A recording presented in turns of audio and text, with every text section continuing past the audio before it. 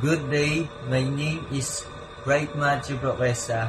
I'm here to present my project entitled Art and the Criminal Justice System, Analyzing Art's Role in Crime, Law, and Society. Instruction: choose a piece of art, select one artwork that represents crime, law, justice, or social issues.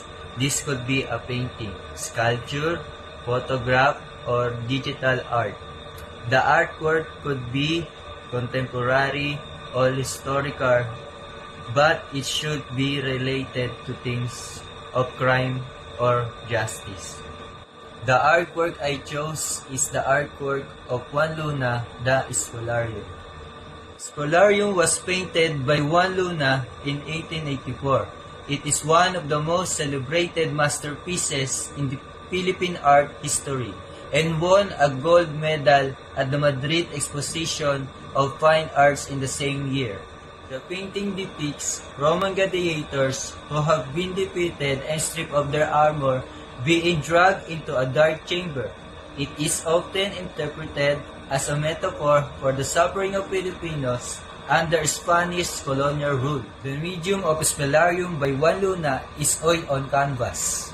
The painting is massive, measuring 4.22 meters by 7.675 meters, equivalent to 13.8 feet by 25.2 feet, making it the largest painting in the Philippines. It is currently housed in the National Museum of Fine Arts in Manila. Analysis: 1. The painting shows dead or dying gladiators being dragged away, symbolizing how powerful people abuse and oppress the weak. This is similar to state-sponsored crimes where governments or those in authority harm people without consequences. 2. The way the gladiators are treated mirrors how Filipinos suffer under Spanish rule.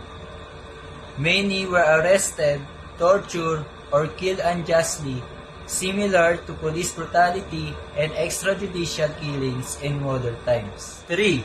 In the background, some people look sad, while others seem entertained. This represents how society reacts to crime's son, fight for justice. Others ignore it, and some even enjoy watching violence, like how crime is often sensationalized in the media today. How can the artwork of Juan Luna, Spolarium, influence public perception of crime and the justice system? 1. Exposing injustice and oppression.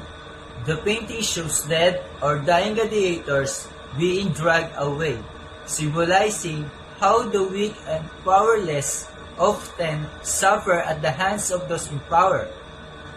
It highlights how in many cases justice is unfair and favors the strong, much like how corruption in the legal system can lead to wrongful punishments or ignore crimes.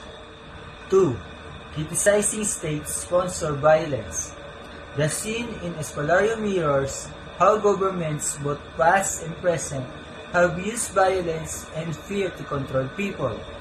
It reminds the public that those in authority can sometimes commit crimes themselves, leading to distrust in the justice system, especially when extrajudicial killings or human rights violations occur.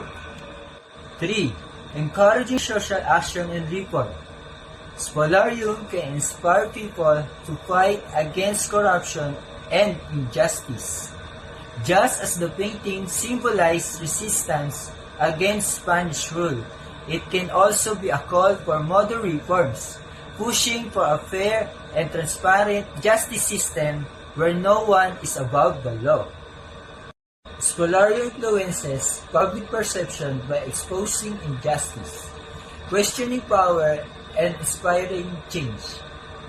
It reminds people that crime is not just about individuals breaking laws, but also about how system of power can be unjust and why society must fight for fairness and equality.